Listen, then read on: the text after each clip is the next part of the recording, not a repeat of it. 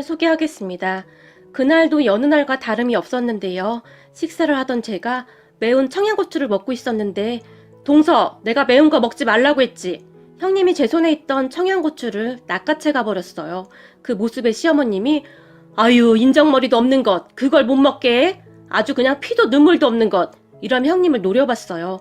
그런 시어머님과 형님은 굉장히 사이가 안 좋았는데, 제가 결혼 전 시댁에 인사를 갔을 때 시어머님은 처음 보던 저에게 넌 성격이 아주 좋아 보이는구나. 우리 첫째 며느리는 성격이 아주 그냥 라고 말을 하다가는 순간 멈칫했었는데요.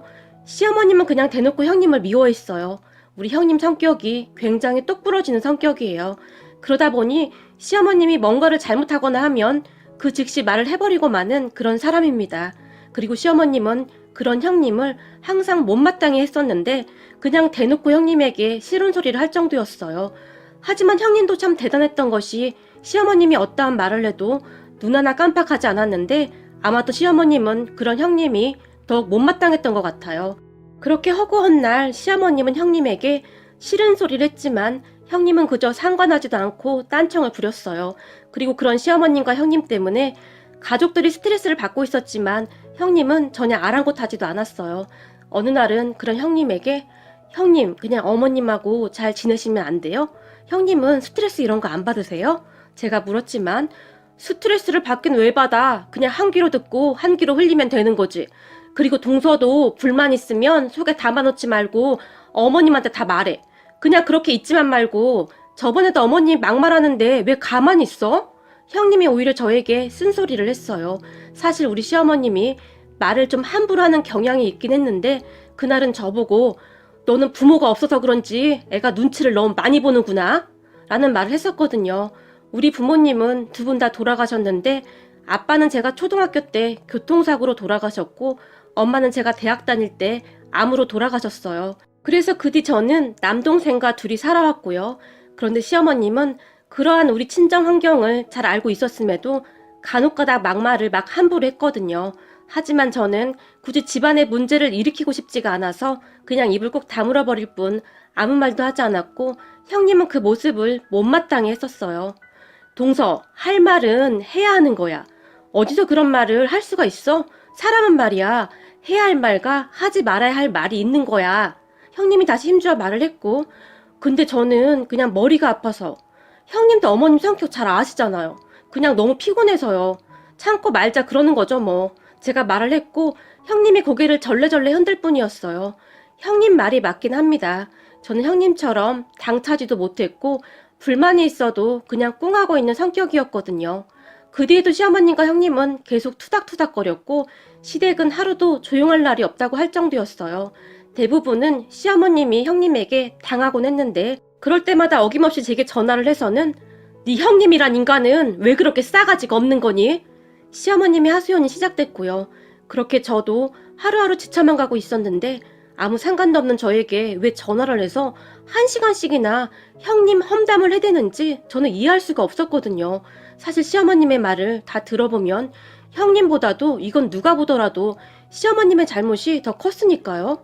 시어머님은 제가 같이 형님 험담을 하길 원하셨지만 저는 절대 그러진 않았어요. 우리 형님이 겉보기로 보기에는 좀 차가운 면이 있긴 하지만 사람은 진짜 진국이거든요. 그러니까 몇 년 전에 제 동생이 많이 아팠어요. 제가 결혼한 뒤 혼자 살던 동생이 어느 날 회사에서 쓰러졌다고 했고 저랑 우리 남편이 놀라서 병원으로 뛰어갔는데 동생은 병실에 누워 있었고 며칠 동안 검사를 해보던 의사가 저를 보며 혹시 가족 중에 암 환자가 있었나요? 심각한 표정으로 물었어요. 네? 그게 무슨 말씀이세요? 저는 그때 의사의 말이 정말 너무너무 무서웠거든요. 저는 그렇게 놀란 채 있었고 옆에 있던 남편이 저기 장모님이 암으로 돌아가셨습니다. 의사에게 또박또박 대답을 했어요. 그리고 그런 남편의 말을 듣던 의사가 가만히 고개를 끄덕이다가는 암은 유전이 될 확률이 높은 병입니다. 라는 말을 했고 그런 의사의 말에 그런데 그런 말씀을 하시는 이유가 뭐죠? 제가 떨리는 목소리로 물었어요. 하지만 아마도 저는 그때 이미 알고 있었던 것 같아요. 저기 동생분이 대장암입니다. 의사가 조용히 말을 했고 네? 대장암이요? 우리 남편이 놀란 채 큰 소리로 외쳤어요. 그리고 제가 잠시 휘청거렸던 것 같은데 여보 괜찮아? 라며 남편이 저를 부축했어요. 그런 저를 보던 의사가 바로 정밀검사하고 항암치료 들어가야 할 것 같습니다. 의사는 그저 아무 표정도 없이 덤덤하게 말을 했지만 우리 가족에게는 정말이지 청천벽력 같은 소리였어요. 그 뒤 저는 몇 날 며칠을 제대로 잠도 못 잤고 잘 먹지도 못했어요. 이미 엄마의 암투병을 옆에서 다 봐왔던지라 그게 얼마나 힘든 일인지 잘 알고 있었으니까요. 그렇게 제 동생은 암투병을 시작했고 정말 고통스러워했어요. 저는 그런 동생 옆에서 종일 병간호를 했고 착한 남편이 주말에는 교대를 해주기도 했어요. 그러던 어느 날 시부모님과 형님이 병문안을 왔는데 누워있는 동생을 살짝 보고 밖으로 나가던 시어머님이 난 이래서 병원 오는 거 싫다니까. 괜히 내가 아파지는 것 같다니까. 라며 인상을 찌푸렸어요. 그리고 그런 모습을 보던 남편이 엄마, 아픈 사람도 있는데 그게 무슨 소리야? 버럭 소리를 질렀어요. 아니 그렇잖아. 저 정도면 암이 집안 내력인 거다. 미쳐도 언제 어떻게 될지 모르는 거야 이거사. 그러니까 너도 당분간 애는 갖지 마. 시어머님이 병실 밖에서 말을 했고 제가 병실 밖으로 나가려다 그만 그 소리를 다 듣고 말았는데요. 그 상황이 어찌나 서럽던지 눈물만 뚝뚝 떨어졌어요. 그런데 그런 시어머님의 말을 듣던 형님이 어머님, 때와 장소를 가려서 말씀하셔야죠. 제발 말씀 좀 조심해서 해주세요. 시어머님에게 마구마구 쏟아내버렸어요. 뭐? 지금 너 시애미한테 뭐라고 한 거니? 얘가 보자 하니까 너 진짜 못돼 처먹었구나. 어디서 시애미한테 그런 막말을 해? 시어머님이 소리를 쳤고 지금 막말을 한 건 제가 아니라 어머님이세요. 동서랑 동서 동생이 친자식이었어도 그렇게 행동하셨을까요?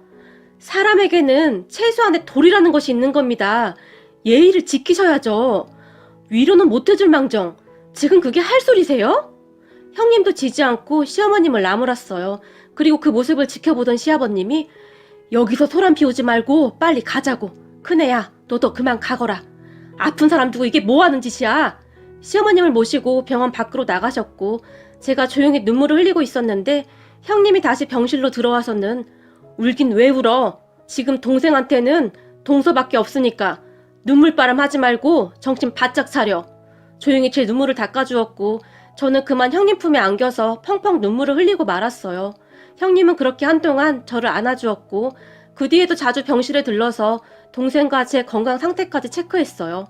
병원에 올 때마다 제가 먹을 것을 형님이 많이 준비해오곤 했고 어느 순간부터는 제 동생과도 꽤 친해지게 되었는데 그날도 동생이 먹고 싶다는 것을 사서 병실로 들어왔어요.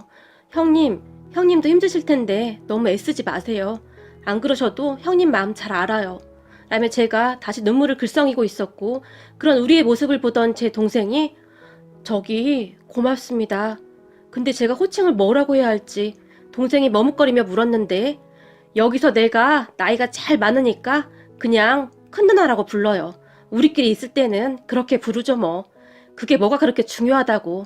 라며 형님이 활짝 웃었고 아니 그래도 사돈인데 어떻게 그래요. 동생이 수줍게 웃었는데요. 난 남동생이 없으니까 남동생 하나 생겨서 좋은데요? 라며 망고를 깎더니 자 먹어봐요. 망고 먹고 싶다고 했죠? 내가 완전 싱싱하고 맛있는 거 고르느라 마트 가서 몇 번을 보고 샀는지 몰라요. 항암 치료하려면 잘 먹어야 한다고 하니까 많이 먹어요. 라고 말을 하더니 동생 입에 망고를 넣어줬어요. 참 신기했던 것이 제가 뭘 좀 먹으라고 하면 입맛 없다며 잘 안 먹던 동생이었는데 우리 형님이 입에 넣어주면 넙죽넙죽 잘도 받아먹었어요. 그런 형님에게 어찌나 고맙던지 지금 생각해도 눈물이 앞을 가리네요. 형님이 저와는 조금 달랐던 것이 저는 아픈 동생 눈치 보느라 늘 노심초사였는데 형님은 달랐어요. 가끔은 강한 어투로 동생을 야단치기도 했는데 먹어야 해요. 의사가 그랬잖아요. 무조건 잘 먹어야 한다고. 라며 동생 입에 넣어주곤 했어요. 음식을 먹다가 동생이 토하기도 했지만 괜찮아요. 항암 치료가 원래 다 그렇대요. 그러니까 놀랄 거 없어요. 라며 강한 모습을 보였어요. 그렇게 형님은 병원에 자주 들렀는데 제가 다 놀랄 정도로 자주 왔다 갔다 하면서 챙겨줬어요. 남편도 그런 형님을 보며 그동안 형수님 말투가 워낙 냉랭해서 사실 불편했었는데 요즘 보니 형수님 진짜 대단해 보여. 앞으로 형수님한테 정말 잘하려고 라는 말을 할 정도였어요. 하지만 시어머님은 그 뒤 다시 찾아오지도 않았고 물론 전화 한 통도 없었어요. 다만 어느 날 시어머님이 남편에게 전화를 했는데 병원비는 어떻게 할 거야? 설마 네가 해주는 거 아니겠지? 라고 말을 했는데 그 목소리가 옆에 있던 제 귀까지 들려왔고 제가 남편의 휴대폰을 빼앗아 들고는 제 동생 보험 있으니까 걱정하지 마세요. 라고 말을 하고 전화를 끊어버렸어요. 정말 징글징글 하더라고요. 그런 시어머님에게 남편도 정이 떨어졌던지 내가 어릴 때부터 느낀 건데 엄마는 공감 능력이 많이 떨어지는 것 같아.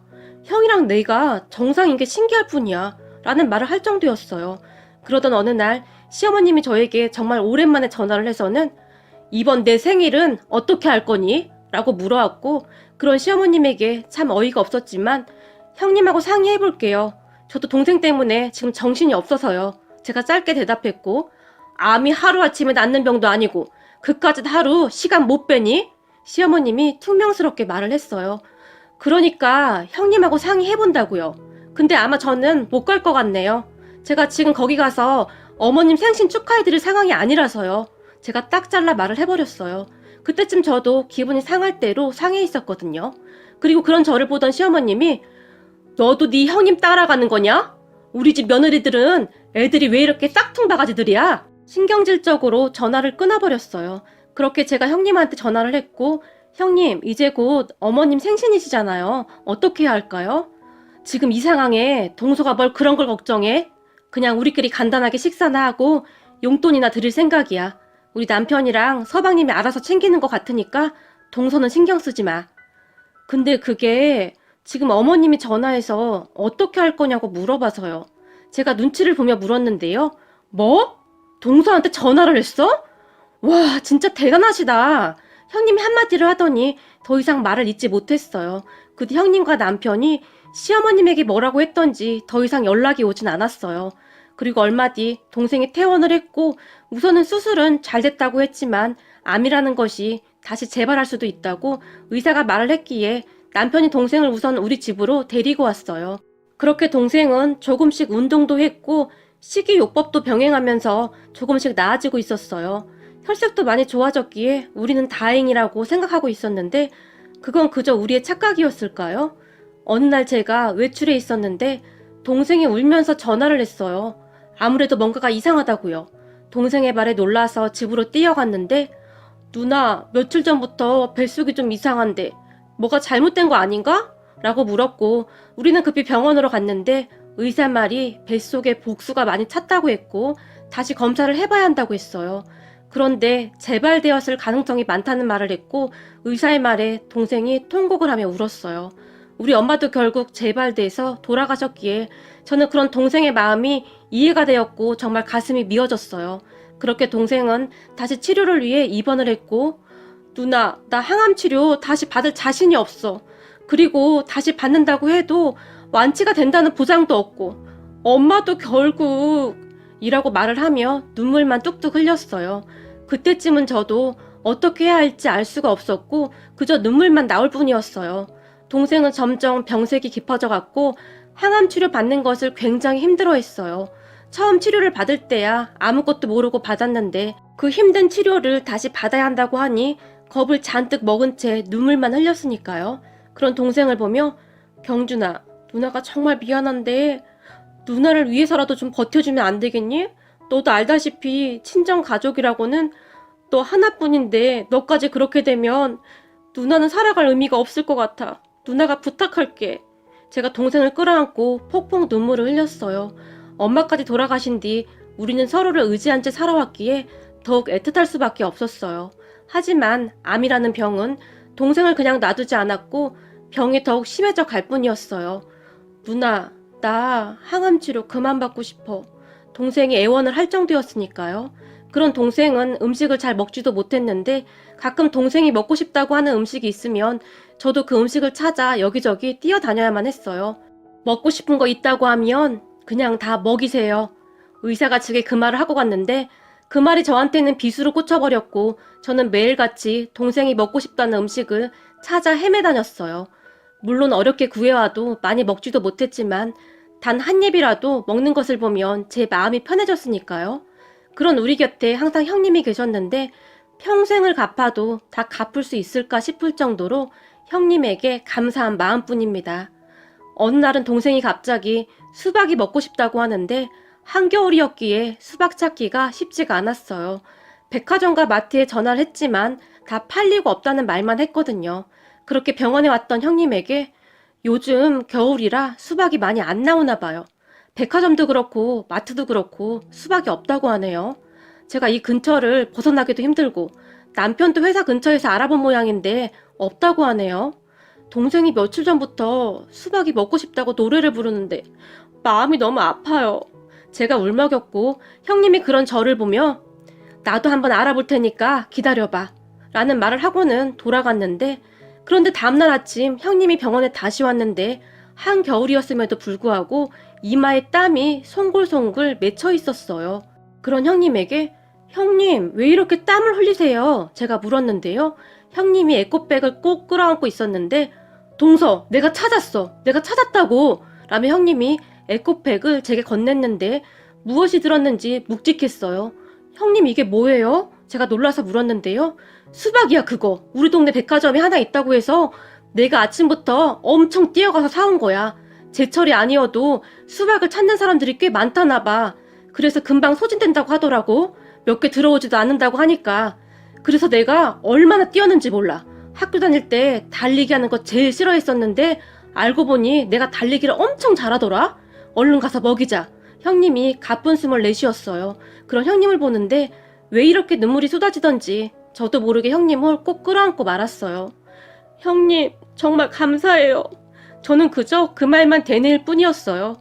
아니 울긴 왜 울어. 빨리 들어가자. 형님이 그런 저를 잡아 끌었고 병실로 들어가 형님이 수박을 먹기 좋게 썰어서 동생 입에 넣어줬는데 그동안 아무것도 먹지 못했던 동생이 수박을 입에 넣고는 수박 진짜 먹고 싶었는데 마지막으로 수박은 먹고 가네 라고 중얼거렸어요.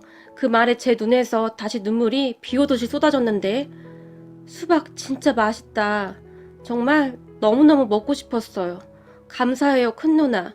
동생이 형님을 보며 말을 했고 그 순간 형님이 고개를 돌려 눈물을 닦아냈는데 누나들 울지 마. 비록 내 삶이 너무 짧았지만 누나들이 있어서 정말 행복했어. 그리고 내가 내내 생각한 건데 큰 누나가 전생에 진짜 내 누나였던 것 같아. 난 왜 자꾸 그런 생각이 드는 거지? 동생이 힘겹게 말을 했어요. 그리고 얼마 후 동생은 우리 모두가 지켜보는 가운데 조용히 눈을 감았는데 눈을 감기 며칠 전 큰 누나 나까지 가면 작은 누나 혼자니까 큰 누나가 작은 누나 좀 잘 챙겨주세요. 나는 먼저 가 있을게요. 둘이 오래오래 살다가 나중에 하늘나라에서 봐요. 동생이 작별 인사를 했는데 결국 우리 형님도 눈물을 참지 못한 채 소리내어 울었어요. 그렇게 동생이 이승에서 먹은 마지막 음식이 수박이 되었는데 형님 덕분에 그 먹고 싶다던 수박을 먹고 가서 조금이나마 마음의 위안이 되었어요. 장례를 치르는 동안에도 형님 부부가 곁에서 끝까지 지켜줬고 형님의 여동생까지 와서는 이것저것 챙겨줬어요. 비록 동생은 떠나갔지만 항상 옆에서 챙겨주는 소중한 사람들이 있어서 저는 살아갈 힘을 얻었답니다. 그런데 우리 시어머님은 동생을 떠나보낸 저에게 어떠한 유리의 말도 하지 않았는데 정말이지 인정머리라고는 눈꼽만치도 없는 그런 분이셨어요. 그런 시어머님에게 저도 정이 떨어질 대로 떨어져 버렸고 웬만한 일에는 시댁에 가지 않게 되었어요. 그러던 어느 날 시어머님이 우리 집에 쳐들어오셨는데 네 동생 그렇게 된 건 동생 팔자가 그런 건데 언제까지 그렇게 병든 닭처럼 누워만 있을 거냐? 조금 있으면 네 시아버지 생신인데 네가 그러고 있으면 어떡해? 시어머님이 고래고래 소리를 지르다 가셨고 잠시 후에 형님이 죽을 가지고 우리 집에 왔다가 제가 울고 있는 모습을 보더니 왜 그래? 무슨 일 있어? 형님 조금 전에 어머님이 왔다 가셨는데 아버님 생신 어떻게 할 거냐고 제가 조용히 말을 꺼냈는데요. 제 말을 듣던 형님이 생일 어머님은 어떻게 입만 열었다 하면 생일 타령이야?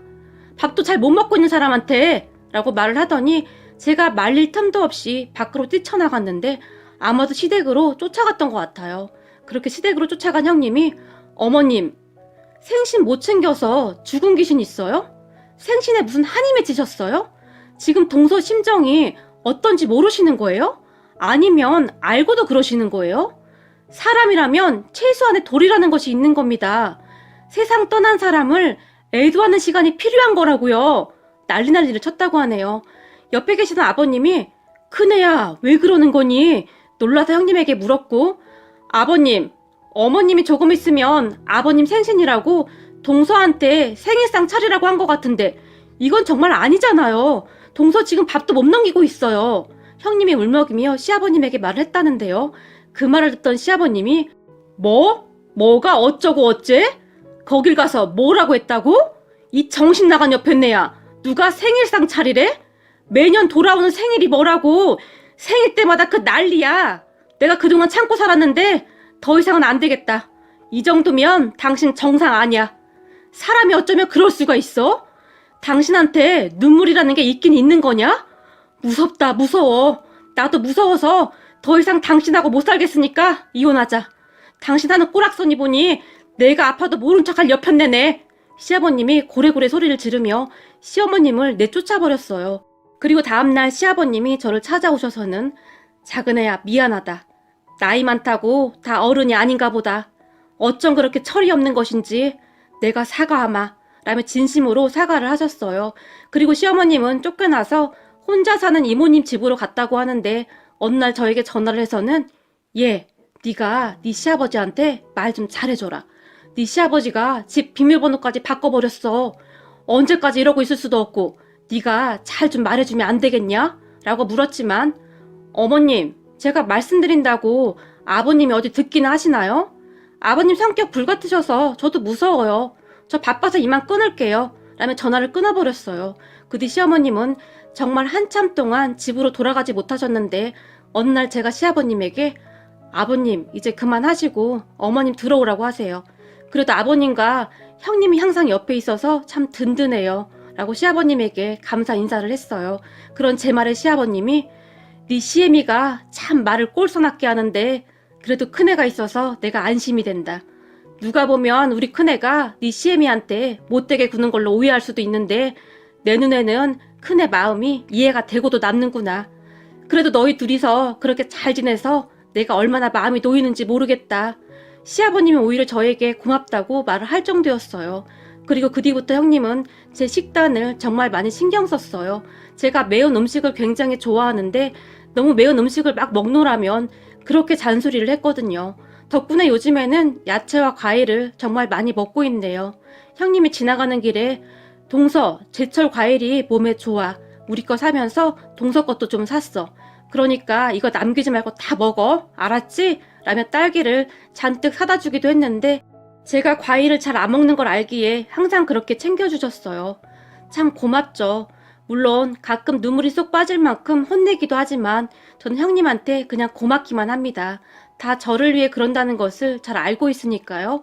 어느 날은 형님이 내가 가끔 세게 말할 때도 있어서 동서가 혹시 상처받을까봐 걱정이 되긴 하지만 동서도 내 동생이나 마찬가지야. 난 동서랑 오래오래 건강하게 살고 싶으니까 내 말 잘 들어야 해. 형님이 제 손을 꼭 잡고 말했어요. 비록 친정가족은 없었지만 형님에게 의지하며 외롭지 않게 살고 있답니다. 그리고 우리 시어머님이 집으로 돌아오시긴 했는데 요즘은 가족들 눈치 보느라 조용하시네요. 물론 요즘도 가끔 막말을 툭툭 하시다가는 시아버님이 눈에 힘을 주어 째려보면 내가 또 막말을 했지. 이놈의 주둥아리를 어떻게 할 수도 없고 라며 형님과 제 눈치를 보신답니다. 시어머님에 대한 앙금이 모두 다 사라진 건 아니지만 서로서로 노력하며 살아가고 싶습니다. 그렇게 조금씩 정말 가족이 되어갈 테니까요. 형님, 항상 감사해요. 저도 형님한테 정말 잘하도록 노력할게요. 오늘의 사연은 여기까지였습니다. 즐겁게 보셨다면 구독, 좋아요 부탁드립니다. 고맙습니다.